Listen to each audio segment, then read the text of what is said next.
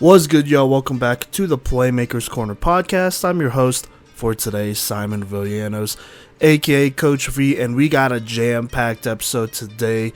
We are wrapping up our season previews where we talk about each team. Well, we will be talking about every 11-man football team season from last year, graduating / transferring players are losing, key players to look out for this year, and then we go ahead and predict the record for these teams going into this 2022 season. And this may be the most fun season preview episode that I've ever got to do research on. We have a lot of very good teams here with a lot of D1 talent. You can look at a lot of the stars on these teams to be playing on the next level either next year or here soon here. But these are extremely talented teams on this episode in this 5A level, where we're going to be talking about a lot of Highlands Ranch teams, and then on this 3A level that is made up of Lutheran, Green Mountain, and Evergreen, which are all contenders in my eyes. So there you go. This is going to be a really good episode, so let's just go ahead and hop into this one here. And let's talk about Highlands Ranch High School here. Last year had a tough season, went 1-9, lost to Freedom Monument 42-17, and Regis Jesuit 52-17 to start the season. Did bounce back, beat Heritage 36-7, then lost to Columbine 49-21, Fountain Fort Carson 44-21, Castleview in a close one though, 21-14, Rock Canyon 49-28, Valor Christian 48-6, ThunderRidge 48-9, and Mountain Vista 42-0. So as you can see, extremely tough schedule here. Pretty sure all of these teams made the playoffs except for Heritage, and so that's a pretty tough go there.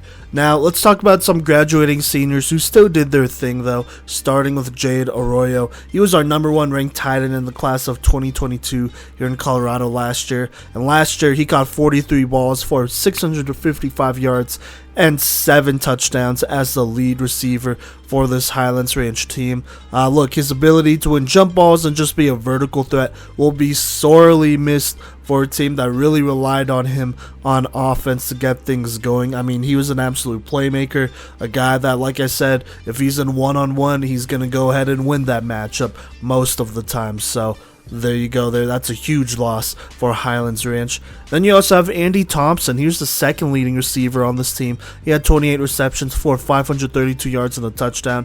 May not have a lot of touchdowns, but he was a good complementary fit to Arroyo here, just being able to do a lot of work, getting those yak yards, and just putting in that work to set up some of these scores here. So there you go.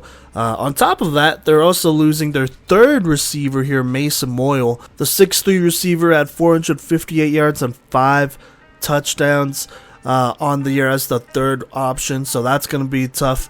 If you didn't think it'd get worse, at least as far as losing this receiving core goes, it does get worse, as they are losing even their fourth receiving option here in Max Ludwig. The 6-foot receiver caught for 411 yards and 3 touchdowns on the year, which, for a fourth option, that is pretty good. So there you go, losing basically their entire receiving core that was relatively productive last year.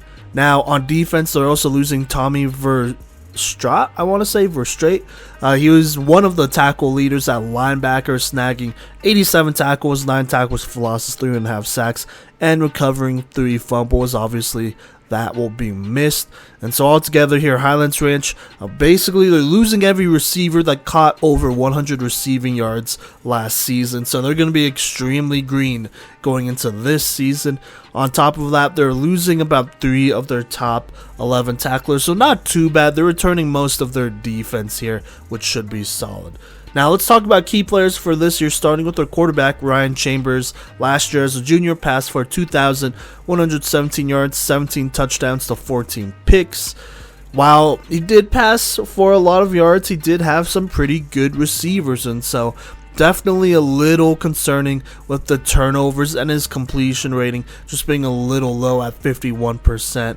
but that could also be a result of him just trying to get something going at the end of games, throwing a lot of jump balls, deep balls at the end of games there, and so I wouldn't pay too much attention to that completion rating there. Now, he will be returning a quarterback as a senior, and so that's going to be big for this team that is going to be losing so much, and so really going into his senior year, we'll really see what Ryan Chambers is made of. He won't have the same weapons he had last year. In fact, I mean, he's going to have even younger, greener guys out there, and so we'll see how good he is, what that leadership looks like, but it's always a good thing when you're returning your starting quarterback from last year, especially with some of the production he had then.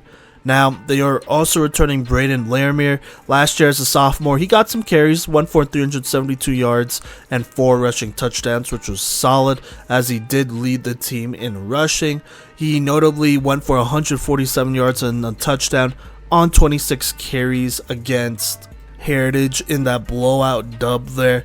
And so we'll see, you know, obviously that's a plus for him to be doing that as a sophomore going into his junior year. We'll see what he can get going, but I'm just going to throw this out there. This Highlands Ranch team just is not the strongest offensive line. A little small, at least compared to the competition in their league. So that's going to be real tough for him. But, you know, if he is going to go off, if there's going to be any sort of rushing game, I think it's going to start with Braden here. So there you go. And then last but not least, saving the best for last, we have Isaac Engel, the 6', 200-pound linebacker, went for 140 tackles, 14 tackles for loss, 2.5 sacks, and forced 7 fumbles last year. And so he'll be leading a pretty experienced Highlands Ranch defense, and in my opinion, he's expected to be one of the top linebackers in the state of Colorado. Definitely a star and definitely somebody that is on our radar for our top 5 senior linebacker list. So there you go there. Now, let's go ahead and predict this record for Highlands Ranch here. So to start the season, they play Fairview, which is real tough. I think this is going to be a loss. This Fairview passing attack really shouldn't miss too much of a step with Rowan Reisner taking over here. I think they'll be just as productive, if not maybe a little bit more productive, since he is a little bit older and has a bit more experience, so we'll see there.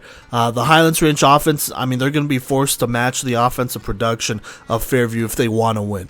And considering the receivers they're losing and the linebackers Fairview has as well, they're going to make it a very difficult game for Highlands Ranch to win, considering those Fairview linebackers will probably take away the run game, which will force Highlands Ranch to pass, and I just don't know about all of that.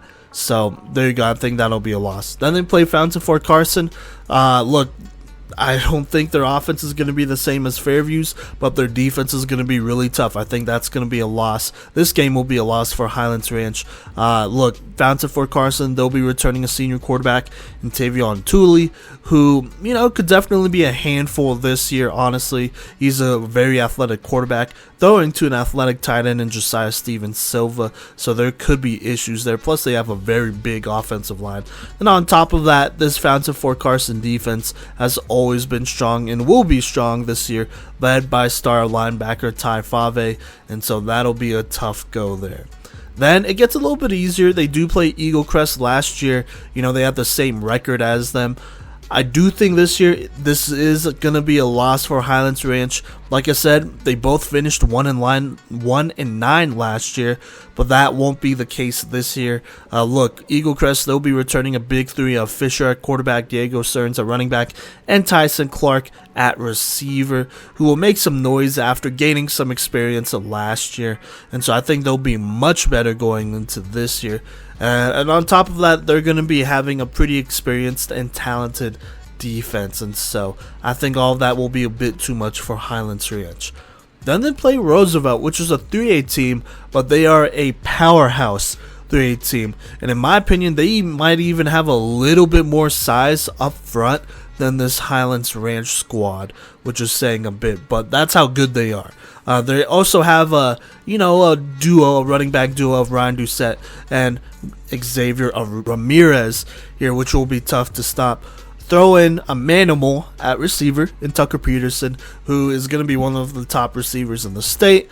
That's going to be a tough game to win against a Roosevelt team that very much knows their identity and will come to hit. So there you go. Then they play Smoky Hill. I think this is another loss. Smoky Hill, they return senior quarterback Tyreek Bowers, who's due for a good year, and he'll be behind a pretty massive offensive line here that has only gotten better and could potentially dominate this team in the trenches.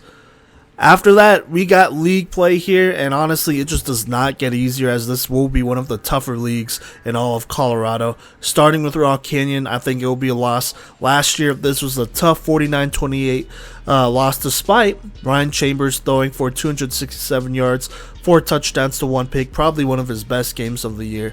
But going into this year, I mean, Chambers, he loses all his receivers, while Rock Canyon returns running back Aiden Duda, who ran for 109 yards and 2 touchdowns on them. They also have DeAndre Horn, who scored on this team as well last year. This is going to be a tough game for them to win unless this defense steps up and plays very, very good football and forces some turnovers here. While on the offensive side of the ball, you really just can't have any turnovers at all. And then you have to score when given the opportunity, because this Rock Canyon team will grind you up and will use up the clock against you. And so I think that's all just going to be a little bit too much for them there. Then to end the season, they play Valor Christian, ThunderRidge, Mountain Vista, Castleview. I think all of these are losses. I mean, these teams are just a little bit more complete than Highlands Ranch here. The defense may be able to give some fits to some of these teams, but offensively, I definitely have some concern, especially considering that this Highlands Ranch offense will have to match the talent and the production of a Valor Christian, ThunderRidge, Mountain Vista, and Castleview on offense, and so that'll be tough. And so my predicted record for Highlands Ranch High School is 0-10 with a win over anywhere between 0-2. Look, this Highlands Ranch defense should be strong against the run, but in my opinion, that won't be enough to win a ton of games considering how tough their schedule is. This is a very difficult schedule. Everyone on their schedule, with the exception of Eagle Crest, made the playoffs last year. Even then, Eagle Crest is due for a bounce-back season, as last year was obviously a rebuilding season and kind of a down season there, as they did graduate a lot of players the season before, and so they're going to be improved this year. And so honestly, it'll be interesting to see what kind of year Ryan Chambers has, because any success this Highlands Ranch team has will be because of him. And then you got Isaac Angle, and the defense. And so there you go. But this is just a very, very difficult schedule here. Not many teams in the state could go 500 against this schedule. So there you go there. Moving on though, we got Mountain Vista. Last year went 4-6 in the regular season, 1-1 in the playoffs. Here's how their season went. A little bit of an up and down season, but they still made the playoffs. So they started the season with a dub over Pooter, 17-0, then lost to Grandview 38-13. Then got an upset win over Arapahoe, 27-17, and that really put, the state on notice, as this was a team with a lot of potential, young, but definitely a ton of potential. Then they lost to Legend 34-7. Beat Rangeview though 52-22, lost to Valor Christian 49-6, lost to ThunderRidge 35-16, lost a close one. This was a winnable game against Rock Canyon 21-14, and then lost another winnable game against Castleview 42-41.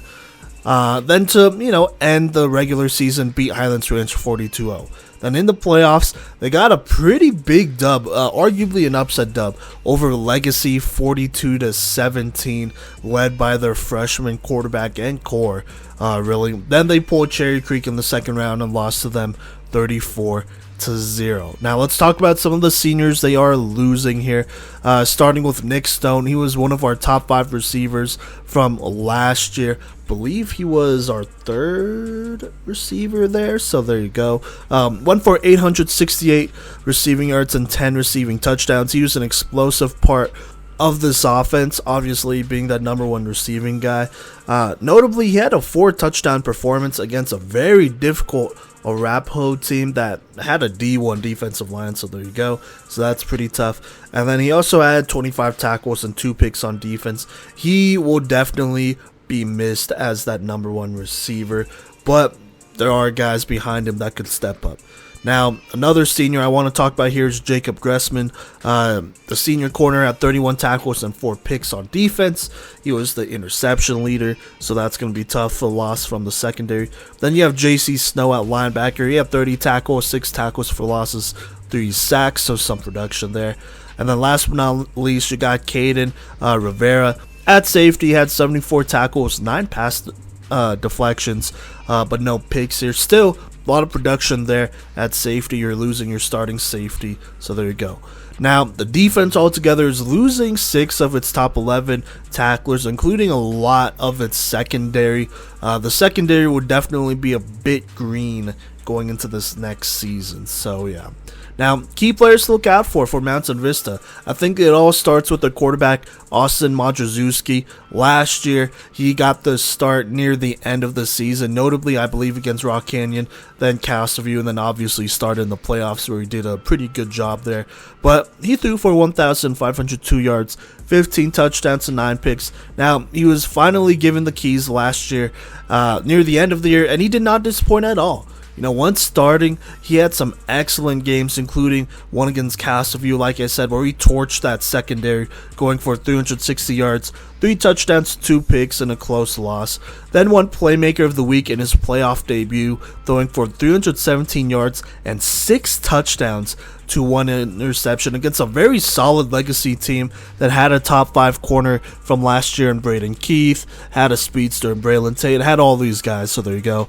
And so this year, as the full-time starter, he should look to make a lot more noise. Did get the opportunity to watch him play a handful of times this offseason with his teammates that he will be playing with going into this high school season, and he looked good.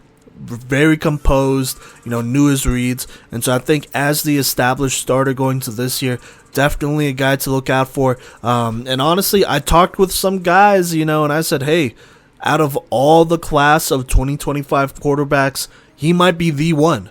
He definitely might be the one to look out for, considering his leadership, considering his talent, all that great stuff. Now, he cannot do it alone, and he won't do it alone, because he will have a lot of help here, starting with probably their most experienced player on offense, or one of their more experienced players on offense, Kelly Roselle. Last year, he was the lead back, going for 662 yards and 5 rushing touchdowns. Also played DB on defense, going for 25 tackles. Look, he's going to be needed on defense, as they are losing a lot of talent in that secondary. But on top of that, he should definitely be part of a very solid and strong running back rotation here. And speaking of that rotation, let's talk about another guy that will be sharing carries with Kelly, which is Chris Smith. He was right behind Roselle at running back, going for 457 yards and a touchdown. Kid produced well with the snaps he was given, including a notable 21 carry, 146 yard and touchdown performance against Rangeview. Look for him to get a little bit more involved, especially with Mountain Vista potentially having more leads in the future here. Then you have Carter Daniels. He was third on the team in rushing, but had plenty of key performances, including a 14-carry, 101-yard game against Pooter, then a 15-carry, 122-yard and touchdown game against Rangeview. Altogether on the season, won for 401 yards and 2 touchdowns. But he was mostly known on defense, I would say, as he was a very key to that defense as the tackle leader.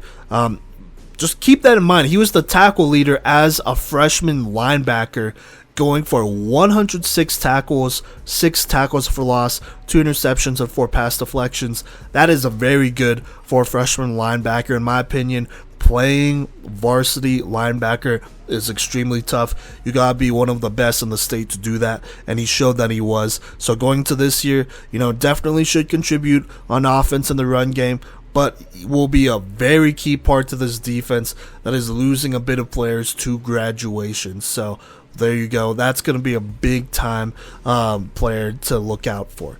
Then on offense, you have Ja'Kai Mack. He got the start as a freshman receiver, and on the season went for 37 receptions, 564 receiving yards, and 7 receiving touchdowns. With Nick Stone graduating, he should be the number 1 receiver and should be a problem with Austin Modrzewski throwing him the ball. And all the offseason stuff that I was able to attend, their connection looked extremely strong. It might be one of the strongest quarterback to receiver connections in the entire state. Definitely top 5, top 10 in my opinion. And so that's going to be a very, very fun connection to look out for there. Ja'Kai Mack will be stepping into that number 1 receiver role. Also, he's gotten bigger. I know, his listed height and weight is a little small. I want to say on Max Preps, I honestly don't believe it. I feel like he's much bigger, and so going to the sophomore year, should be looking for another big time season. Then I do want to shout out this player, Cannon Piper. This 6'3", 250-pound senior lineman will be returning and will be key on defense, as he was a sack leader with 4. Plus, I'm sure he will be on that offensive line, and it never hurts returning experience on the line, either line. Alright, then last but not least, I do want to mention this player, and that is Japri Jennings. With a number of senior receivers leaving from last year, that leaves plenty of room for receivers to stand out, including this incoming freshman receiver, who has been one of the best in the state and the entire country, to be completely honest with you. Did get to watch him play with Austin, Ja'Kai in 7-on-7 this last offseason. And just watching him develop that connection with Austin Majrzewski has been very special, and I think he could really help form an elite receiving duo with Ja'Kai Mack. I think he's somebody that should be getting varsity snaps and probably will be starting pretty soon here as a freshman, because he is that good, in my opinion. And so him and Ja'Kai should be a pretty lethal duo moving forward, plus the rest of the guys I just talked about here as well. And so a lot of fun, a lot of potential for this offense here. They're very young. Most of this core, is underclassmen. At least the skill positions on offense are. And so let's go ahead and talk about their 2022 season, predict this 2022 season. Starting with Heritage, I think this is a dub. Well, Heritage is getting better. They're bringing in some talent. This Mountain Vista team should take care of business and hopefully get on a roll here to start the season. As this was a team that was on fire last season before playing Cherry Creek, so there you go. Then they play Chaparral. I think that's a dub. This team will be losing a key part of their offense, and Kylan Wilson was also a big part of their defense as well. And so Mountain Vista should be able to handle Chaparral here. That just won't be as explosive offensively as they were last year. On top of that, this Mountain Vista offense should click against this team here. So there you go. Then they play Legacy. Should be a win here. It was a pretty surprising, in my opinion, to see how bad they beat them in the playoffs last year. Now, that was a team that will be losing key playmakers to graduation in Braylon Tate and Brandon Keith. And so if Legacy can't beat this Mountain Vista team with those guys, I think it's going to be tough to beat this Mountain Vista team without them. So there you go. Then they play University, which is a team out in Orlando, Florida. Should be a good away game to play here. Love when teams go out of state. Good for exposure, and then just a good experience as well for the team and for the team chemistry. I think at this point, this offense will be on fire, and it will be very difficult for this University team to combat them, considering they lost more games than they won last year. And so, should be a good showcase game. I'm going to go ahead and predict this one as a dub. Then they come back home to Colorado, and they play ThunderRidge. One of us should be at this game. We should be sending someone to this game for sure here. It should be a good one. But I think this one's going to be a loss. Could definitely be closer than last year's game. But this game could definitely go a couple different ways. Like I said, we'll be sending someone there. Look, this defense for ThunderRidge will be very dominant up front. And they're going to force this Mountain Vista team to pass and rely on their pass game. And then on the other side, you have ThunderRidge on offense. This ThunderRidge offensive line really opened it up against this Mountain Vista defense as they ran for 254 rushing yards and 2 touchdowns. A combined performance from Chase Tompkins, Seth Frazier, and J.D. Rickford. And so this game will probably be a little bit of a closer game, but if DJ Bordeaux gets a start, then things could look a little grim for Mountain Vista here, who honestly just might not have the size up front to battle this team, as this ThunderRidge offensive line, defensive line. They're going to be a very tough unit, and Mountain Vista's line unit, I mean, from the film I've seen, they really struggled last year, and so they absolutely need to step up here. I don't even, like, I'm looking at Austin Mondrzewski and all his weapons, like Jakai, Japri, Carter, Chris, Kelly. Like, I'm looking at all those guys. I'm not as concerned about them as I'm concerned about this Mountain Vista line that needs to do their job for them to have a chance to win this game. So, there you go. Do their job plus a little bit more. So, yeah. Then they play Rock Canyon. I think this one's going to be a win for Mountain Vista. Last year's game was a very close 21-14 for Rock Canyon. And the two running backs in that game that really performed are coming back in Aiden Duda and Kaylee Roselle. But I'm going to give it to Mountain Vista this time around. Look, they're going to need to probably rely a little bit more on their pass game to really give them the edge here, especially considering, their line gave up 4 sacks last year and all those guys for Rock Canyon are coming back. And so this is going to be a close one. I mean, look, Mountain Vista, they got to control the pace of this game. Cannot make mistakes against Rock Canyon, as if you do, they're going to take advantage of it. If they take the lead, they're going to grind out the rest of the clock. And if you're Mountain Vista, I mean, you gotta find ways to get stops, and then offensively, you got to find ways to score and take advantage of those opportunities when you do get to score, or when you do get on offense. So there you go. There should be a pretty close game. This is definitely a flippable game. I could definitely see Rock Canyon winning it. And so, I mean, if I really had to give a percentage to it, I'd probably favor Mountain Vista, like 55% to 45. So relatively close there. So, we'll see what happens there. But definitely should be a close game. Then Mountain Vista, they play Castleview. This should be a dub. Got in a shootout last year and barely lost. And so Mountain Vista should be looking for some revenge here and should go ahead and claim a dub here. This Mountain Vista team, in my opinion, could definitely outshoot Castleview. And so we will see if they play a clean game while doing it, because last time that meant the difference between winning and losing. Having those turnovers obviously resulted in Mountain Vista losing. So there you go. Then they play Highlands Ranch. Should be a dub. Should take care of business here. I won't elaborate on that. You already heard what I feel about Highlands Ranch here. So there you go. Then they play Valor Christian. I think this is going to be a loss. While Valor is losing a lot, Mountain Vista is going to be taking their best shot at them, and we'll probably have a chance of beating them. But I am very concerned about this Mountain Vista line in this game, and I'm just not sure how they hold up against a Valor team that always finds a way to replenish their size up front. They're always big up front, offensively and defensively, and they're always going to give teams issues there because they're Valor. And so if Mountain Vista could overcome that, as in Mondrzewski gets the ball out quick, and then you get good production from your receivers in Jakai and Japri, plus you find some sort of running game, I don't know, between the 3 backs you have there, then maybe they could win here, and they have a chance of winning here. But for now, I'm going to give Valor the slight edge in this game. I just think the size up front will be too big for Mountain Vista. But like I said, there are ways to overcome that, so we will see. So there you go. Let's get to it here. My predicted record for Mountain Vista is 7-2 with a window of wins anywhere between 6 and 8.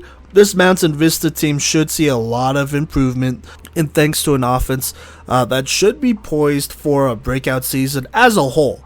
Not just 1 or 2 players poised for a breakout season, but I think as a unit, they are poised for a very good breakout season here. And so obviously you have the lone senior in Kelly Rosa, who did his thing last year. Then you add in guys like Austin Mondrzewski, Carter Daniels, Chris Smith, Jakai Mack, and even potentially a freshman in Japri Jennings, who are all taking on bigger roles. And you have a recipe for, honestly, one of the top offenses in the state when you have that much talent put together. Now, this offensive line will need to get better, though, as last year there were plenty of times where I watched film, not just in one game, but in multiple games, where the line just did not play as well as some other teams. And so that might be the deciding factor in how good they are this year. But I just want to throw this out there. Keep in mind, they did beat an Arapahoe team who had a D1 defensive line. And so there are definitely ways to work around a struggling offensive line that might be outmatched in some of these matchups. I'm looking at Valor and ThunderRidge, and so we will see what happens. Moving on, let's go ahead and talk about Rock Canyon. Last year went 5-5 and then went 1-1 in the playoffs. So they started their season with a dub over Horizon, 35-21. Then lost a close one to Chaparral, 33-30 in overtime. Then beat North Glen 48-6. Lost to Denver East, 42-27. Lost to Arapahoe in a close one, 41-35. Lost to ThunderRidge in a relatively close one, 28-18. Then they beat Highlands Ranch 49-28, beat Mountain Vista in a close one, 21-14, lost to Valor 43-10, and then they beat Castleview 21-14. Then in the playoffs, had one of the best playoff games in the entire state last year. One of the most exciting playoff games in the entire state against Smoky Hill, where they won in regulation, not in overtime, but they won in regulation 52-49 in a tough one. Then they lost to Legend in a pretty close one, actually, playing them pretty close here, 28-14. So a little bit of an up and down season, but a very successful one as they did make the playoffs. They got the first playoff dub in school history and program history, I believe, and they were super productive. So a pretty good season for Rock Canyon, if you ask me. So there you go. But let's talk about some seniors they are losing, starting with their quarterback, Cole Dreyfus. At quarterback, passed for 578 yards, 5 touchdowns to 7 picks. Also rushed for 238 yards and 4 touchdowns. Obviously was the lead passer, but this was a team that did, run the ball a lot more than they passed it. So, there you go. But still leadership that you're losing. On top of that, they were also losing, I believe it's Croy Burney. Excuse me if I'm saying that wrong. But he was the second lead back for this team, going for 1,068 rushing yards and 10 rushing touchdowns. That's a big part of this offense here. So there you go. Did want to shout out this player. He was a Team Full Gorilla player. Thomas Anker was the lead receiver, actually, with 13 receptions, 461 yards. Also contributed 220 yards, rushing yards, on 25 carries. So there you go.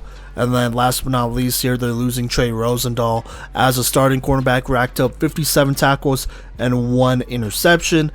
Obviously, the 6'2 corner will be missed, as he was kind of a longer, bigger DB there. So yeah. But altogether, Rock Canyon, they're only losing 2 of their top 11 tacklers on defense, and then some of those guys I just mentioned on offense, which were big contributors. So yeah.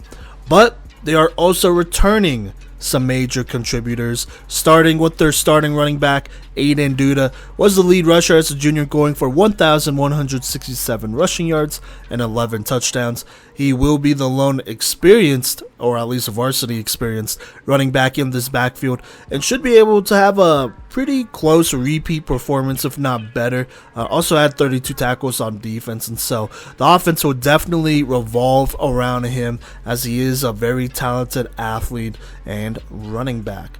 Then you have Luke, I believe it's Winogle. Like I said, if I'm saying it wrong, excuse me. Go ahead and DM me and let me know how to say it, in case I am. But I am trying my best here. But last year, was given limited chances, but went for 361 passing yards and 2 passing touchdowns to 1 interception. Also rushed for 272 rushing yards and 2 touchdowns. And so he's not totally inexperienced returning as quarterback, and should, at least return similar production at the quarterback position, if not the same as last year. So there you go.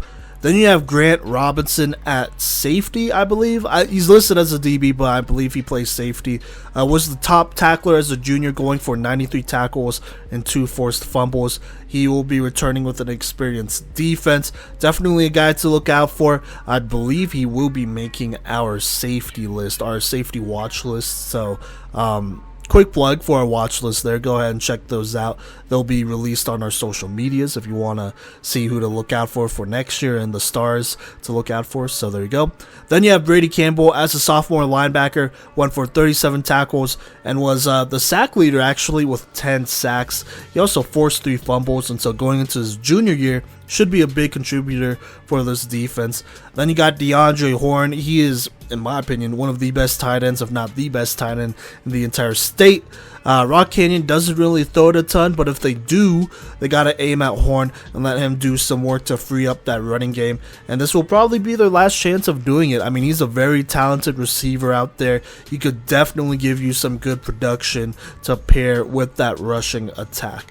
And then last but not least, you got Will Rosenmeyer. Had some snaps at corner last year, but really got to watch him this year for Team 4 Gorilla, and should be due for a pretty big season this year as a potential starter at cornerback. So there you go there. Let's go ahead and predict this Rock Canyon 2022 season. So to start the year, they play Pooter. I think this is a dub here. The offensive firepower of this team should be able to control the pace of this game and win. That's their bread and butter, control the pace and win.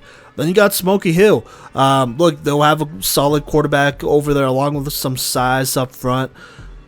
Should be maybe not a repeat performance from last year where, you know, both teams scored a bunch of touchdowns, but I think it's going to still be a pretty competitive game here. I'm going to give Rock Canyon the favor here and have them winning this game since they will be experienced. Plus, Smoky Hill will be losing that receiver who went absolute ballistic against them. I want to say an Anthony Harris Jr.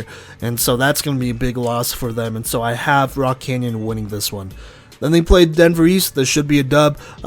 Denver East, they may have a quarterback over there, well, I do like, but they're losing a lot of pieces around him and on defense, and so Rock Canyon should take care of business here. Then they play Chaparral. In my opinion, this is another take care of business game. Should be a dub against them since they don't have Kylan Wilson. And honestly, I just don't think they have enough firepower to beat a physical Rock Canyon team, so there you go. Then they play Arapahoe. I think this one should be a dub. Arapahoe, they're losing their D1 defensive line here, either to graduation or transfer. On top of that, last year, you know, was a close game. And I'm just going to say this year potentially might not be for Arapahoe, as I do have Rock Canyon really taking a step forward and just winning this game here. Taking care of business and winning it, just like they will against Highlands Ranch. Honestly, they shouldn't lose to them. Plus, I just don't think Highlands Ranch has the size to beat them. So there you go. After that, they play Mountain Vista. This will probably be a close game, but I trust this Mountain Vista team to outshoot Rock Canyon and not let the pressure get to their quarterback. Now, like I said in the Mountain Vista segment here, this is definitely a game that Rock Canyon could win if they control the pace, if they play good defense, and if they get to the quarterback, which is all doable. You know, but I'm going to give Mountain Vista the slight edge here. Like I said, this one should be a close game. Definitely a game I could see them winning, though. So there you go. After that, they play Valor Christian. I think this is going to be a loss. In my opinion, the only way to beat them, to beat this Valor Christian team, is if they pass to DeAndre Horn and have a little bit more of a balanced offensive attack by having a passing attack here. You know, I think Aiden Duda is going to do his thing. They're going to be physical against Valor Christian. They're going to try to limit those opportunities. But I just think this is a very tough game to win if you have to just rely on your running attack. So there you go. Then they play Castleview. I think they should beat them. In my opinion, they should be able to control the pace of that game and just harass this offense on defense. I think Rock Canyon wins there. After that, they play ThunderRidge here at the end of the season, and I'm going to predict this one as a loss for Rock Canyon, but this ThunderRidge team, they will be pretty strong on defense and should be able to challenge their rushing attack. And if they start DJ Bordeaux, which I think ThunderRidge will by this point, then I think that can make the difference, and it'll be tough for Rock Canyon to win this game. But, you know, tune into that ThunderRidge segment. I would probably talk about this game a little bit more there, but I'm just going to say this is going to be a close loss for Rock Canyon here in this last game of the season. Altogether, though, my predicted record for Rock Canyon is 7-3, with a window of wins anywhere between 6 and 8.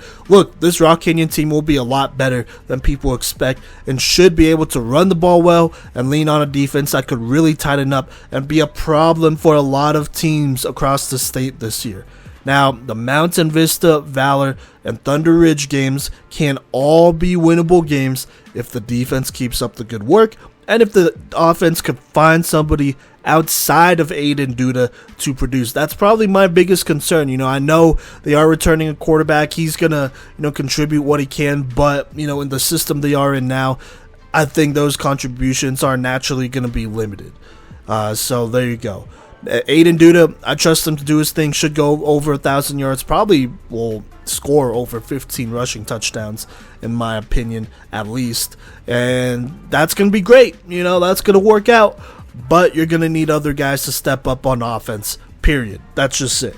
And so we'll see. I think Rock Canyon, they have a good upcoming program here. And they're going to be due for more success here. Just watch out.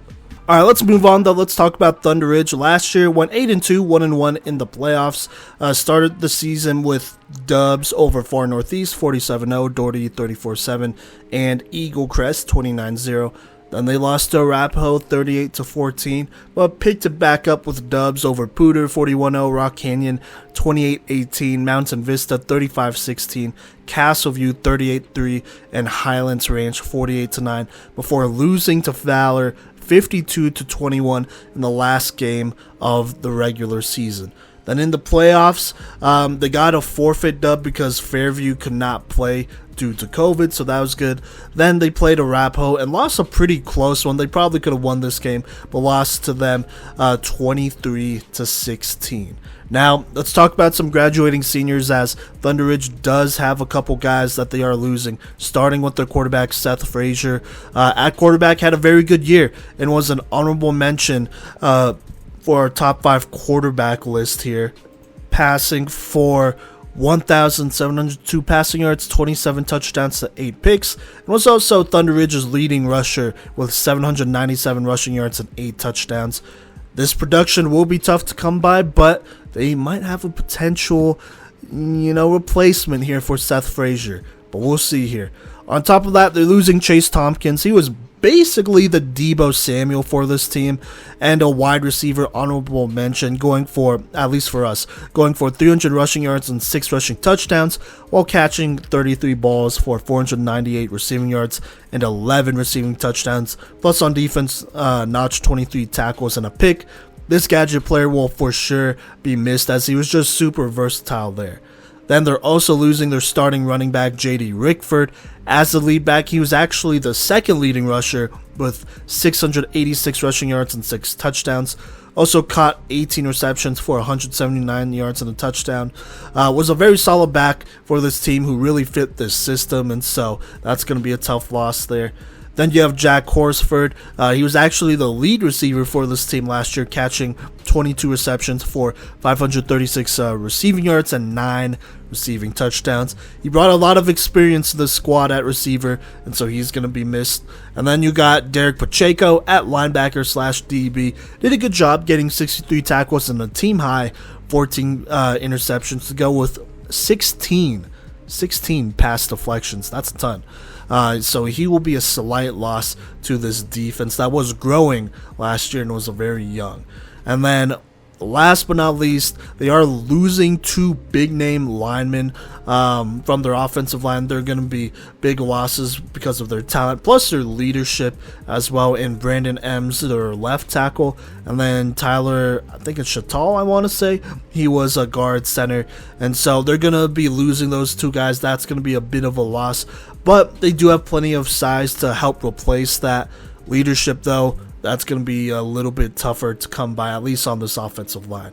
Altogether, the team is losing 4 of their top 11 tacklers on defense, including the guys I just mentioned here. So there you go. But ThunderRidge, they're going to be returning quite a bit here, starting with Caden Schaus. Actually got to meet this guy last year. Shout out to our friends over at OTG Athlete. They're a great organization that, train athletes, obviously, and do personal training as well. So go ahead and check them out. Really love what they did. Plus, they invited us out to check out some of their off-season workouts. And so that's where we actually met Caden. And he really stood out in those workouts, which, did have a couple of athletes over there that were standouts from last year. year, and he was just a very smooth athlete, but you could tell he had a lot of power and strength to him. And so it's not every day you find one of those athletes, and so he will be playing defensive end coming off the edge and should anchor a pretty elite ThunderRidge defense as a senior, and he's definitely somebody to keep an eye out for a top 5 seniors list. Last year he was an all-state second team guy, and I think this year, I mean, he's just going to be a force coming off the edge, will definitely be a top pass rusher in the entire state. So there you go. Then you got Richard Okuno. He's somebody that we got to see a lot in the offseason these last couple months here. Did not get a ton of opportunities last year behind a very talented and crowded receiving core, but we were put on to him by multiple people before we actually saw him do his thing at TFG. And so despite being a little bit smaller than, some receivers around the state, kid is an absolute warrior and is a beast and should be an issue for a lot of teams in that slot receiver role. He could do a lot of damage to a lot of teams and just be a huge yards after catch guy from his spot. And so be on the lookout for him to have just a huge breakout senior year. Great athlete, a good person, and definitely a tough dude that'll honestly just embody that ThunderRidge toughness that everyone knows about. So there you go. Then you have Gavin Olshan. He will most likely be a starter at receiver starting on the outside and should be a great athlete to go ahead and help replace the Jack Horsford and Chase Tompkins of the world for ThunderRidge here. And so he'll be a very good outside receiver. Then you also have Aiden Olshan here. I looked into it.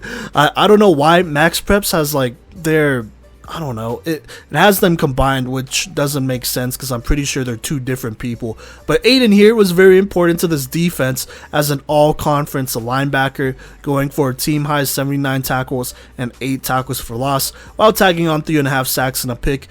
Kid also runs around a 4.5, 4.6 40, and I believe it because he flies all over the field and is very good in coverage. He will be a problem as a senior because he could both cover and stop the run. And so definitely a top 5 senior guy to look out for. In addition, they also have Will Fisher, who will be returning. He was the second leading tackler as only a sophomore at middle linebacker, and he racked up 76 tackles and 7 tackles for loss. And so he'll be probably taking a step forward along with Olshan here. So there you go. Then you got Caleb Keith here. Now this is a little bit of a sleeper here, but this 6'3", 180-pound safety will be one of the guys holding it down in the back end of this defense. I do want to throw out here that he's an actual track star, had a very good track season last year, but in football he had a pretty solid season as well. He had 36 tackles, 2 picks, and 6 pass deflections, like I said, as a junior. And apparently he's been impressing all off season long. You know, my people have been telling me a lot of good things about him. And look, I mean, if you look at his film, it fits. He was very impressive. Just peep that first play where he catches that tipped interception and absolutely houses it. So there you go. Also, just going to throw this out there. He also gets moved into that linebacker edge rusher spot sometimes and is used similarly to how Lutheran's Bryce Johnson, I think he was our second senior safety from last year. Now he's at South Dakota State, but he's used similarly to how Bryce Johnson was used, which is really interesting. And so Kid will be a part of a monster ThunderRidge defense. He brings a lot of versatility to this defense, which will be big for them because they'll be able to show a lot of opposing offenses different looks. And on top of that, he's just a very good athlete, you know. And honestly, I'm just gonna throw this out there. He's definitely in contention for that #1 senior spot going into this season. Like I said, in contention. There are some other good players as well, even in his league. So it'll be really interesting to see how good of a season Caleb Keith has. But he's definitely going to be a star for this ThunderRidge defense. So there you go. Speaking of stars, here's another guy that should be on the come up in CJ Reese. He will be a junior this upcoming year, but this 6'3", about 200-pound receiver has made a lot of noise throughout this offseason, and so he lands on this list and he's been on our radar. he's going to be an issue to deal with. He is one of their best receivers out there, one of their more athletic just players on the field out there, and so he will be a problem. Then I do want to shout out this player, Zachariah Smith. This junior tight end transferred to ThunderRidge from the academy in Westminster, I believe, and he is 6'7", 238 pounds. He will be another big body that could be targeted across the middle for this offense and potentially be a very good blocker to an extra blocker to add on for this run game, which is never a bad thing. So there you go there.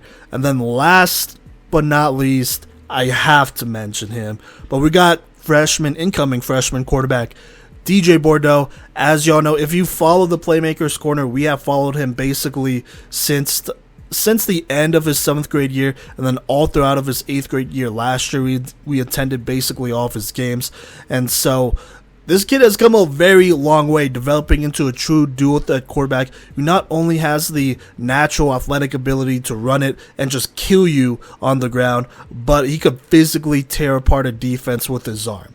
You know, his throwing motion, his mechanics have improved a lot. They've come a very long way, and they're pretty smooth here. They're as good as they can be for a freshman, plus a bit more, you know, and so he's absolutely talented. You know, he's definitely not only one of the top incoming quarterbacks in the state, but probably in the entire country. So just going to throw all that out there. I'm not going to talk about his talent too much here. If you want to know more about DJ Bordeaux, you can check out our film breakdowns. We've done 2 at this point, plus one of them was a live stream, so you could see the literal film that we are looking at there. And then we've also covered basically his entire 8th grade year, so you can look back at those weekly recaps from last year. And so going into this season, look, I'm going to be honest, I don't know how much play time he'll get. Honestly, as of right now, it is August 10th, 2022. I don't know if he's going to be the starting quarterback week 1, as in, like, I can't confirm that for sure that he will be the starting quarterback. But, you know, he is on the varsity roster on Max Preps, and so you could probably expect him to at least get playing time going into this next season, going into his freshman season here, whether it's in packages or whatever. But I'm just going to throw this out there. I do expect him to start eventually this season. Now, I don't know if it'll be at the beginning, in the middle, or at the end, but in my opinion, I do think he will take over that starting quarterback role on varsity eventually this season. So that's what I'm going to go off of to predict their season here. You know, and so let's just go ahead and hop into it. To start the season, they pull a pretty interesting matchup against Arvada West. I think this is going to be a dub. This should be a really fun game to watch, and we will probably be sending someone there opening night. Arvada West, they run a tough spread offense that has found a lot of success, led by quarterback Ethan Cook, who has looked really good rehabbing from that knee injury he had last year. He's looked pretty much brand new, if not better, so at least that's what I've heard, and so we will see what will happen here. But honestly, I trust this ThunderRidge defense to battle this Arvada West offense and win them this game. Offensively, I'm going to assume DJ at the very least split snaps here. But look, offensively for ThunderRidge, I think they find a way to win this game, no matter what the quarterback situation is there. So there you go. Then we have Lakewood. This is a dub. This is a game where the team as a whole should go in and just take care of business. This shouldn't be that complicated a game, if I'm being fair here. And that's me being fair. Then they play Chatfield. I think this is a dub here. This, unfortunately, is just not the same Chatfield team that won state, with their Wildcat quarterback graduating, moving on to Chadron State, I believe, and Mason Lowe taking up an offer to play for IMG Academy down in Florida. And so they're just not going to be the same. Oh, and they lost their head coach to Valor Christian, who, you know, ThunderRidge will see later on this season. And so Chatfield, they're just losing a lot. And honestly, in my opinion, if DJ Bordeaux is the starter, which I think he will be taking on a lot of the snaps at this point, potentially in the season, then I think they win this game. Now, the only other guy that would start at quarterback, I think, outside of DJ, would probably be senior quarterback Cooper Keir. Excuse me if I'm saying that last name wrong first off, because I feel like I am. but he really does not have a ton of experience, obviously on varsity because he's been sitting behind Seth Frazier. And so we'll see, if they roll with Coop here, then things could definitely get interesting against Chatfield, as it's not like they're like a horrible team or anything like that. But I think they still win this game regardless. So there you go there. Then they play Chaparral. I mean, look, I say this a million times. This is a team that is losing Kylan Wilson, who is a big part of this team, not just on offense, but on defense as well. And so I trust this ThunderRidge defense to be able to handle this Chaparral offense here and get the dub. So there you go. Then they play Mountain Vista. I think this is a win for ThunderRidge here. And they should be able to physically dominate up front and get them that win just like they did last year. But don't underestimate this team, as they will be trying to spread this ThunderRidge defense out and try to pass the ball to open up the running attack and whatnot, obviously. And then also, I mean, they're just looking to pass the ball so that they don't get too much pressure on their quarterback, Austin Mondrzewski, and whatnot, and just keep that ThunderRidge defense on their toes. But I trust this ThunderRidge defense to be ready for this matchup. And honestly, I'm just going to go ahead and assume by this point DJ Bordeaux is the starting quarterback by here. So there you go. So the rest of my predictions are going to be with DJ at quarterback by this point in the season. Like I said, that's just my personal opinion. Yeah, there you go. Let's move on, though. They play Castleview here. I think this is a dub. This Castleview team will be solid, and they return some players, but honestly, I think if DJ's starting, then just like Austin Mondrzewski last year, you could have a huge game against this team. This ThunderRidge team overall, in my opinion, is just better than this Castleview team as well, so I think they take care of business and win here. After that, they play Highlands Ranch, another take care of business type of game, just like Lakewood, so they should go ahead and beat them. Then they play Valor Christian, and I will for sure be at this game, I believe. Look, the Valor community, they're not going to like this. And I know the Valor community is basically the same as the Highlands Ranch community. Kinda. But if DJ Bordeaux is starting at quarterback for ThunderRidge, which I fully believe he will be at this point in the season, if not by the Mountain Vista game, then this ThunderRidge team will be looking to swing as hard as they can to knock out these Valor Eagles in this game. In all the years that ThunderRidge has been in the same league as Valor, this is probably one of their best opportunities for ThunderRidge to beat them, considering what Valor is losing, considering what ThunderRidge has, not just defensively, but potentially offensively if they start DJ Bordeaux here. I think this is as good as it gets here. And I think this is still going to be a tough game. Even if you start DJ, this is still going to be a tough game to win. It's not a gimme game just because you start a freshman quarterback. Just keep that in mind. The defense has to play well. You can't let Gabe Sawchuk run all over you. And you can't let their quarterback, Asher, I think it's Weiner over there, go ahead and just light you up. You can't. The defense has to step up as well and do their job. And then offensively, you still got to match pace with this Valor team and take the opportunities given to you to score. And you can't have turnovers. And so this is still going to be a tough game for ThunderRidge to win, even if they start DJ. But that is their best bet to beat Valor here. And so just for that, I'm going to go ahead and predict ThunderRidge beating Valor Christian in this game in a very, very close matchup.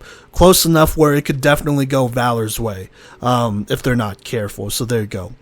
Then at the end of the season, ThunderRidge pulls Rock Canyon. I think this is going to be a dub, but this Rock Canyon team can definitely steal a game here at the end of the season, especially if this game doesn't matter for playoffs. And if ThunderRidge is coming off the high of beating Valor, this is as sure thing as a trap game as any. Don't get it twisted. This is a game where Rock Canyon, they're going to be looking to play upset here and beat ThunderRidge, and that'll be a huge confidence booster for them. So there you go. That's as big as a trap game as any. They're going to be physical with ThunderRidge, and that could definitely win them this game, as if they could control the pace of this game, that could mean some trouble for this team. Not just this team, but any team, if they can, which, Rock Canyon does do a pretty good job of doing. So we'll see. This is a pretty dangerous game at the end of the season for ThunderRidge to be playing, to be honest with you. But altogether, my predicted record for ThunderRidge is 10-0 undefeated, with a window of wins anywhere between 8 to 10. Now here's the thing, this undefeated record only happens if DJ Bordeaux starts, whether it's at the beginning of the season or midway through the season or near the end. But before that Valor game though, I expect DJ Bordeaux to be starting, and you the listeners should probably too. The offense needs a mobile quarterback who could rush and take on the load to balance out this offense, because they pass a lot, which is great. But rushing wise, I mean, they're losing the running backs from last year, and even then, their lead rusher from last year was a quarterback. And DJ, he is athletic enough to go ahead and be, you know, a lead rusher for this team, if not a big-time contributor on the ground for this team. So we'll see about that. But this ThunderRidge offense will be the biggest question for them this season, and who they start at quarterback.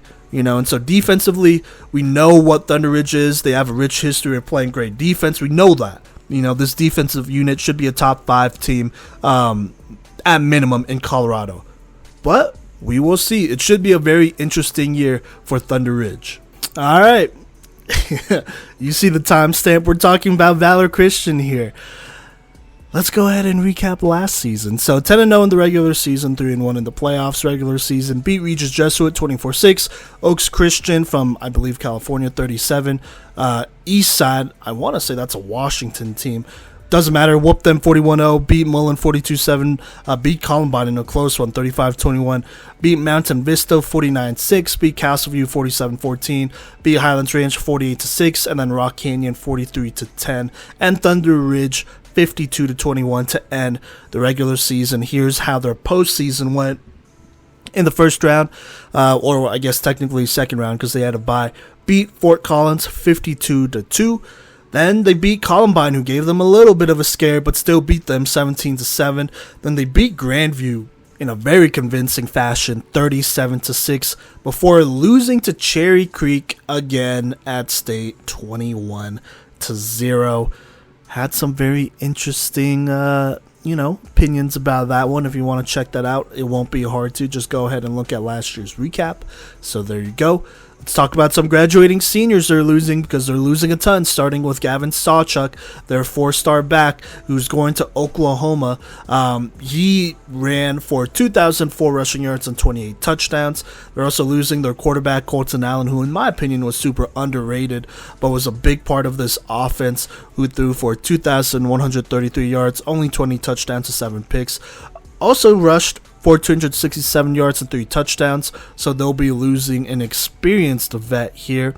They're losing their lead receiver, Grant Simmons. He caught 723 yards and 7 receiving touchdowns. They're also losing Colton Rose at tight end. He was the second leading receiving option with 24 receptions and 298 yards and a touchdown there for them. They're losing some pretty big linemen up front in Jake Michaela. He was our number 1 offensive tackle in the state last year, and Caden Parrish, our number 2 offensive or interior offensive lineman in the state last year. And so they're huge parts of this Valor line that just blew open holes for Gavin Sawchuk. Both of them moving on to play Division I football. Michaela, I believe, is at Stanford. Caden Parrish at Drake, I want to say. Then they're losing Andrew Hale. He made our top 5 senior safety list. Had 96 tackles, was the lead tackler for this team, and was an enforcer for this defensive squad. They're also losing Jordan Norwood at linebacker. He racked up 78 tackles, 10 TFLs. He's on his way to play D1 ball at Liberty. They're also losing Luke Meyer, big edge rusher.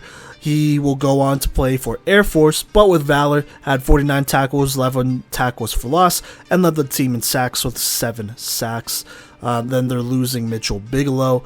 At cornerback, he may have not been Zaire Jackson, but definitely stepped up and did a good job, racking up 45 tackles and 4 picks, plus a whopping 13 pass deflections, doing very good there. Altogether, here's the damage for Valor Christian. They're losing 9 of their top tacklers. They're losing all their receivers except for one who caught for over 100 receiving yards. They're losing their starting running back, obviously, the quarterback. 2 big-time linemen for them that went D1. I believe they might be losing another one there. Could be wrong. And then they're losing a lot, like I said, of this front 7. So there you go. Now let's talk about some key players for this team. I got 4, starting with Trey Stott. Should be a top 5 safety in the state this year. Will probably make our list. We'll see where he ranks up there, because there's a lot of good safeties, but definitely somebody that will probably make our list. And he is one of the only returners for this varsity defense from last year. And speaking of last year, had 63 tackles, 2 picks on that year. But look for him to take on a bigger role, be a little bit more productive. I mean, he's going to have to if this defense wants to maintain where they were at and whatnot, or at least get close to maintaining where they were at.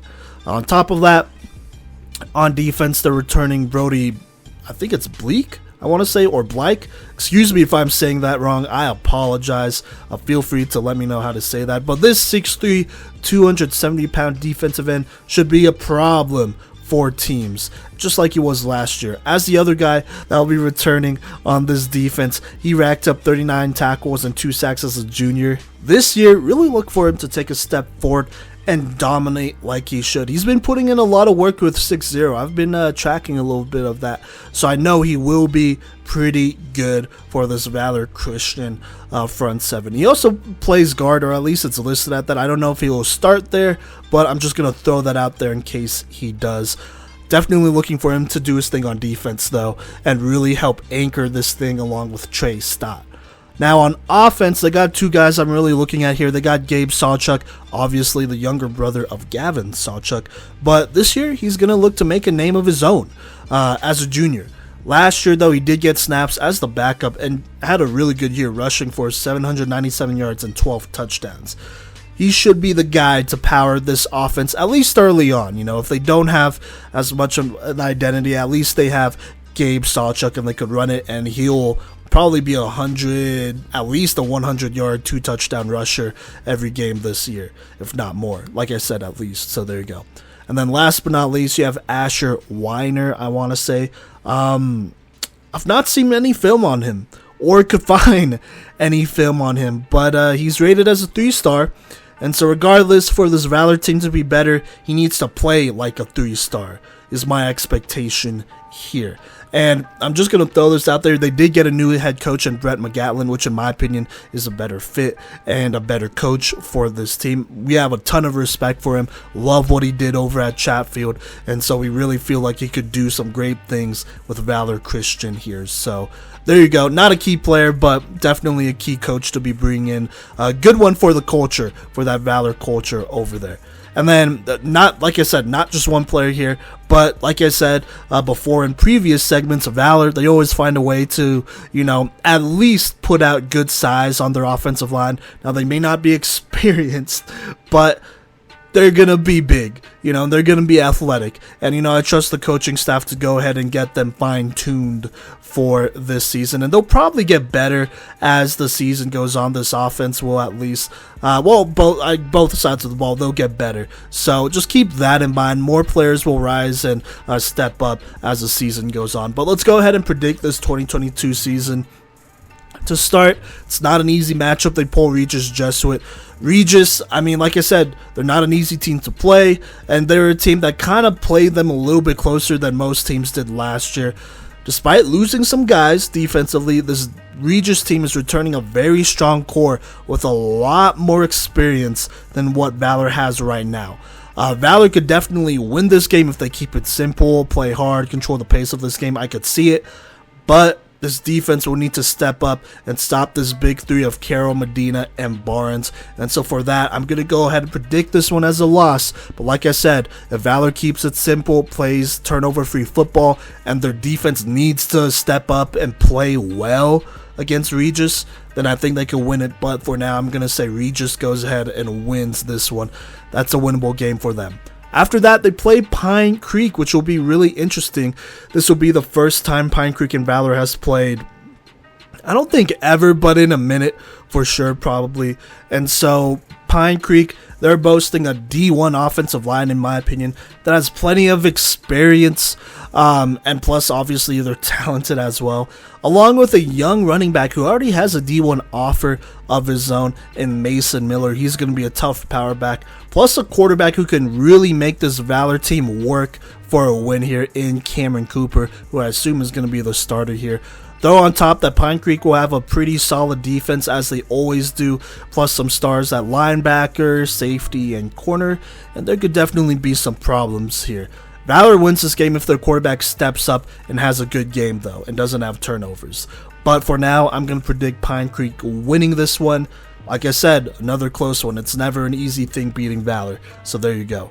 But after that, Valor, they play Fairview. I think this should be a dub. Fairview should put up a pretty solid challenge and will try to outshoot this Valor team. But by this point, the Valor squad has faced tougher offensive lines, tougher fronts, and so it could be really interesting here. But I think Valor just bounces back and gets the dub here. Take care of business. So there you go.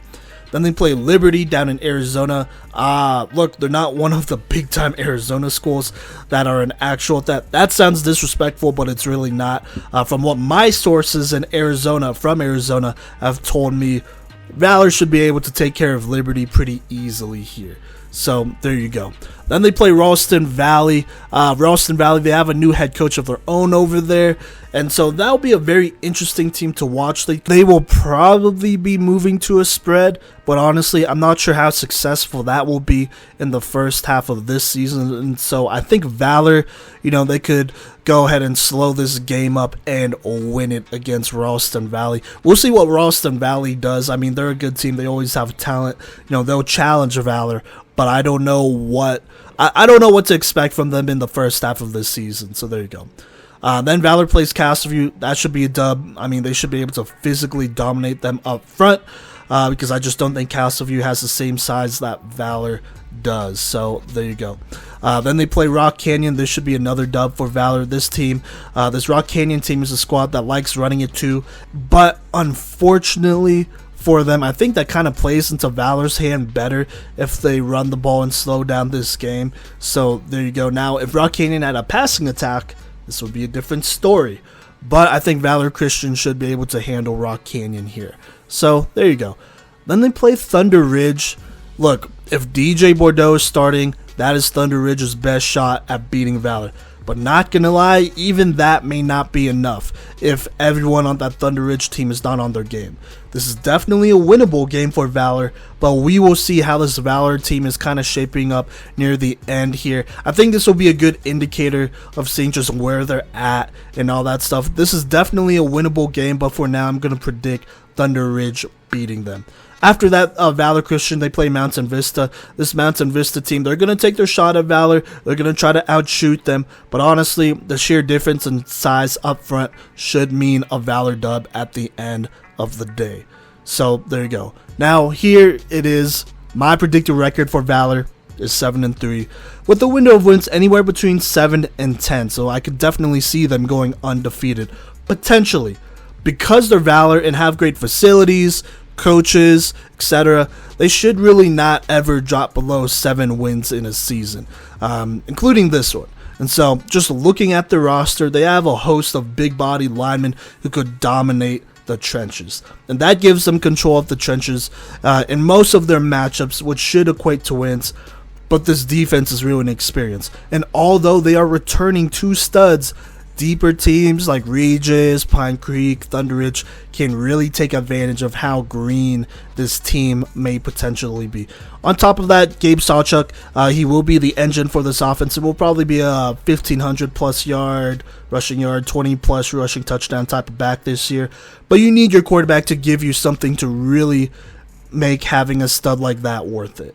And so the pressure is on to see whether their passing attack could develop here and be good enough. Regardless, this is what a down year for Valor looks like, and I still think they could potentially go undefeated. Alright, let's move on. A little bit of a change of pace here. Let's talk 3A football. We got a good league here as well. Starting with Conifer last year, went 3-7, kind of a tougher year. Started the season with dubs though, against Skyview 28-0, Pueblo Central 9-7. Then they lost to Glenwood Springs 35-27, Fort Morgan 42-7, Palisade 42-21. Before bouncing back and beating Littleton 47-0. Then they lost to Lewis Palmer 2013, Lutheran 55-6, Green Mountain 26, Evergreen, and kind of a close one here though, 25-19. Let's talk about some seniors they're losing, starting with the quarterback, Zach Zalfa. Passed for 907 yards, 7 touchdowns, 7 picks, while rushing for 66 yards and 6 rushing touchdowns. He also contributed 45 tackles at safety. Then you have Gage Womack here. He stepped into Noah Wagner's role, and he rushed for 876 yards and 6 touchdowns while catching 16 receptions for 181 yards and 2 touchdowns, while on defense also snagging 72 tackles and 2 picks at safety, leading the team in tackles. You also have Gage Sims, who they're graduating.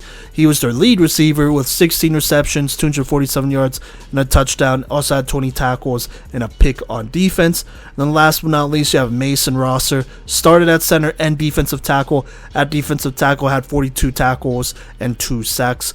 Altogether, the damage for Conifer, they're losing 4 of their top 11 tacklers, including the people I just talked about here. Now, key players to look out for next year. Nicholas Hudson. As the second leading rusher for this team, he went for 570 yards and 5 touchdowns. Had a notable performance against Skyview, going for 169 rushing yards and a touchdown. Look for him to develop and lead at running back for this team.